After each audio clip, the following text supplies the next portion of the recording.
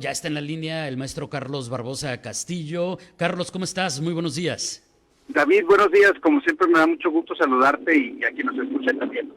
Oye, Carlos, a ver, hay una serie de situaciones que creo que son, bueno, a mí me parecen muy interesantes. ¿Cómo se vivió el proceso de designación de Xóchitl Gálvez como coordinadora del Frente Amplio Opositor, lo que está sucediendo con las corcholatas y la pelea interna, lo que viene, porque si van a tener, yo me preguntaba hace ratito, Carlos, entre otras muchas cosas, que si ya van a tener candidatas únicas, pues entonces ya no va a haber, por ejemplo, precampañas, no sé. Un colectivo de situaciones. ¿A dónde tenemos que voltear en este momento como ciudadanos interesados en la política, en la participación democrática, con tantas cosas que están pasando con los aspirantes de manera, muchos pensamos, no necesariamente coinciden todos, pero de manera muy anticipada? Lo primero, no perder de vista el próximo jueves. El jueves 7 de septiembre inicia el proceso electoral federal. Al iniciar el proceso electoral federal se actualiza, ahora sí que toda la norma electoral vigente, ley de partidos políticos, ley general de instituciones y procedimientos electorales, ley general de medios de impugnación, los delitos electorales que son claves en este proceso. Y entonces ese día no tenemos que perder de vista. ¿Por qué? Porque lo que va a suceder, lo que sucedió ayer domingo con Xóchitl Gálvez, es que ella coordina un sistema organizativo denominado Frente, es decir, no es propiamente una candidata. Dos, lo que va a suceder el miércoles es exactamente lo mismo con Morena. Van a tener una coordinadora o coordinador de un movimiento político, es decir, no será candidato ni candidata técnicamente. Y entonces estas personas tendrán que cuidarse a extremo para no incurrir en actos anticipados de campaña, ahora sí, porque el proceso electoral se actualizó. Ese es un dato muy importante. El segundo, que tiene que ver con que no son, digamos, inamovibles. Hay un periodo que la ley señala para el registro de candidatos y candidatas. Y ese registro, pues todavía no está actualizado, lo cual significa que en cualquier momento podría haber cambios. La política es así.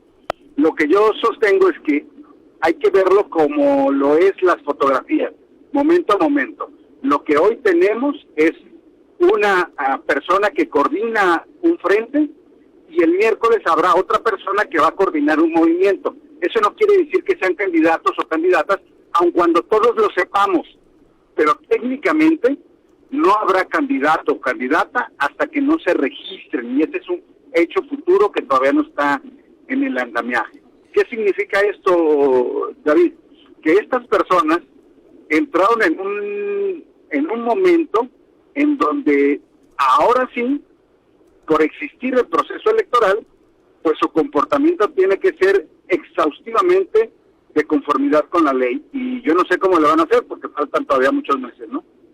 Sí, está muy complicado. Ahora déjame abrir un pequeño paréntesis, Carlos, porque también aquí en Baja California se publicó la última reforma electoral, que esto además no se ve publicado, pero es algo que ya se había trabajado desde hace literalmente años. ¿Esto también entraría en juego o al ser esta parte de un proceso electoral federal, bueno, en esa parte no tendría implicaciones? Sí, no, para ser exacto, se publicó el sábado. El sábado ya por la tarde se publicó la reforma. Una reforma que, dicho de ser paso, mereció incluso de mi parte un comentario, porque en el dictamen de origen se estaba excluyendo a las minorías. Yo celebro que ya en el debate parlamentario se haya incluido las acciones afirmativas para las minorías, porque no venía así en el dictamen de origen. Pero bueno, esa es la reforma electoral de la ley local. ¿Por qué era importante que se publicara el 3 de septiembre? Porque el proceso electoral local en Baja California inicia el 4 de diciembre. Y hay que recordar la prohibición constitucional de que no se puede haber reformas electorales 90 días antes. Y eso te daba como fecha límite el 3 de septiembre. En términos prácticos, son dos campos diferentes de juego. Lo federal, que inicia en septiembre, el 7, y lo local, que inicia el 4 de diciembre. tienen otra variante, es una elección concurrente, pero digamos que técnicamente son dos procesos que se siguen en jurisdicción diferente, es decir, en instancia diferente. Por eso tenemos un OPLE, un Instituto Estatal Electoral, y por eso existe un Instituto Nacional como lo es el INE, ¿no? Ah, claro, ya esa parte, muchas gracias, creo que ya la entendí mucho mejor, Carlos. Ahora, regresando al proceso federal, ya nos quedó claro, van a ser coordinadoras, cada uno de su propio esfuerzo y propuesta política, pero deben actuar conforme a derecho hasta que no sean nombradas candidatas. Evidentemente tendrán que tener mucho cuidado. Y alrededor de todo esto, ¿qué otros fenómenos considerarías importantes destacar? Porque, como digo, a lo mejor muchos nos estamos yendo por lo más mediático, que es esta parte de que Beatriz Paredes finalmente se bajó de la contienda, llegó como candidata única a Xóchitl Gálvez, que si Marcelo Ebrard está diciendo que están inflando las encuestas a favor de Claudia, pero yo me imagino que hay cosas de fondo que han de ser igual o más importantes que ello. Para mí, los delitos electorales. Se actualizan los delitos electorales a partir del 7 de septiembre y a partir de ahí las conductas no solamente son sancionables administrativamente, sino hasta penalmente. Y esa va a ser un juego interesante para ver cómo actúan las fiscalías, tanto federal como la fiscalía local, ¿no?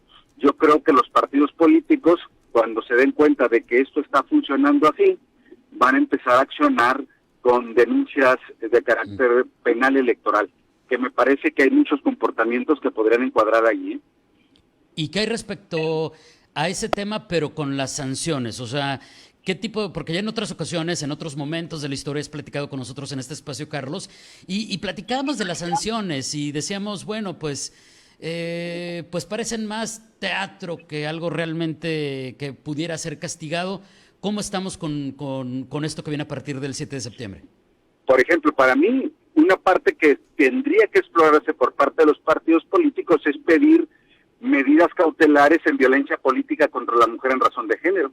Y estas medidas cautelares pueden implicar desde bajar publicaciones hasta, y lo digo con respeto que implique la tolerancia de ello, pues hasta también hacer que algunos medios de comunicación se abstengan de hacer algunas expresiones que cuando yo las escucho en radio digo, ay, o en tele digo, Dios mío, ¿cómo es posible que esto no esté actuándose en función de un criterio que existe en la ley, que es la medida cautelar para que eso no acontezca, ¿no? Con independencia de lo que suceda con la sentencia final, pero hay una medida previa, intermedia, que permite que pues le bajen una rayita al tigre para poder actuar, digamos, en libertad, libre de violencia. En el caso concreto de las mujeres, que a mí me parece que se ha incrementado terriblemente en las últimas fechas, David. Sí, y la verdad es que aunque ha habido algunas medidas interesantes, esta última parte que decías respecto a quienes tienen la voz en un micrófono, en un medio de comunicación o en una plataforma, me llama mucho la atención porque tenemos algunas referencias, Carlos, de cómo ha habido medidas contra comunicadores que efectivamente han cometido actos de violencia de género, pero también ¿qué va a pasar con el caso, por ejemplo, de los denominados influencers o los que trabajan en redes que históricamente pues han sido muy poco sancionados? Incluso, tú lo debes de saber mucho mejor que yo, Carlos, mucho mejor que yo, que muchos incluso a nivel nacional y también localmente han sido declarados inlocalizables. Sí, claro, sí, ese es un problema serio. Cuando yo te comparto en mi espacio breve, cuando estuve en la fiscalía, fui la primera persona que emitió una medida cautelar precisamente contra un periodista fui yo, y fue en Ensenada y fue muy doloroso para mí, pero lo tuve que hacer. Y hubo un exhorto que tenía que complementar de la Fiscalía de Sonora, que literalmente fue muy, muy complejo encontrar a la persona, pero finalmente la encontré, ¿no? Y fue un proceso de investigación. Ahí es donde yo siempre he sostenido, David, de la autonomía de estas organizaciones, de esas entidades. ¿Por qué? Porque si no tienen autonomía, estás esperando que la Fiscalía General les preste un policía ministerial para ir a buscar a alguien. Claro. Y entonces, pues ahí es donde la puerca torció el rabo, ¿no? Porque de aquí a que te presten un ministerial para ir a buscar un domicilio, te quiero ver. Si tú tienes autonomía y tienes sus propios elementos, pues tú dispones de ello, ¿no? Esos son los aspectos en la realidad social que reflejan la autonomía. Ese será otro tema.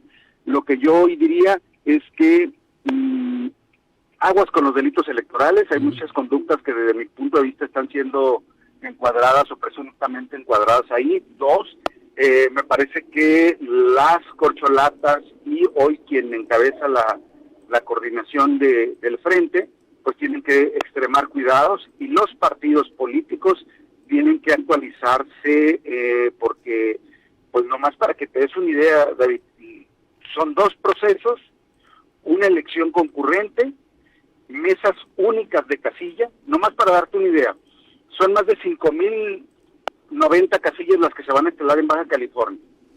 La mesa directiva de casillas se integra por un presidente, 2 secretarios, 3 escrutadores, 3 suplentes generales, porque son mesas únicas de casillas concurrentes.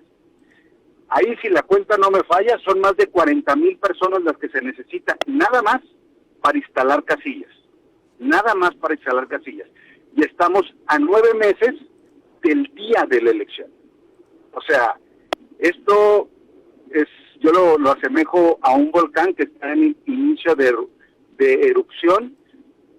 La autoridad electoral siempre ha cumplido. Yo no creo que este caso sea la excepción, pero son elementos distintos de procesos totalmente diferentes en la historia de México, ¿eh? Sí, y sin duda interesantes, pero sobre todo, como bien explicas, Carlos, importantes. Incluso, digo, ya se nos acabó el tiempo, pero un minutito más, porque decías, no son candidatas, me voy a regresar a ese tema, son coordinadoras de un frente y tienen que adecuarse a la ley que estará vigente a partir de que se convoque el proceso electoral este 7 de septiembre. No pueden llamar, eso nos queda perfectamente claro, no pueden llamar al voto. Pero, ¿qué pasa con los discursos que pueden tener, por un lado, mucha ambigüedad o en el que a lo mejor manifiestan algo que quieren hacer? ¿Podrían caer en una de esas premisas que nos estabas comentando? Sí, no pueden expresar algo que quieran hacer. Pueden expresar algo que deben hacer en su trabajo de coordinación de un frente o de un movimiento de defensa, pero no de políticas públicas. Perfectamente entendido. Carlos, te vamos a invitar para que nos vuelvas a acompañar muy pronto, porque nos estamos quedando evidentemente muy cortos, pero algo con lo que podemos cerrar respecto a lo que está sucediendo en este momento y lo que nos acabas de explicar, que tenemos que voltear a ver y analizar a fondo y reaprender a partir de este 7 de septiembre. Sí, yo cumpliría con 3 conceptos que en su oportunidad los platicaríamos. Violencia electoral, una nueva modalidad que creo que puede estarse construyendo en nuestro entorno. 2, encuadramiento de delitos electorales a partir del inicio del proceso electoral. Y 3, la deconstrucción de cómo hemos visto los procesos para entenderle. Yo estoy tratando, y rápidamente lo digo, a través de mi Facebook, presentar algunos datos que pueden ser pertinentes en el análisis, y que, si me lo permites, diría cuál es mi Facebook para quienes gusten por ahí ver algunos elementos. Por favor. Es Facebook Carlos Barbosa Castillo, es muy sencillo y es público, cualquiera puede ingresar. Muy bien, y también lo platicamos aquí, abramos el espacio y démonos tiempo para que, por lo menos, digo, está como complicado revisar absolutamente todo, pero quizá los puntos más importantes que tú nos digas que haya que voltear a ver, y también lo revisamos aquí. ¿Qué te parece? Claro que sí, David, con todo gusto, como siempre, un abrazo, y me da mucho gusto platicar contigo y con quienes nos escuchan.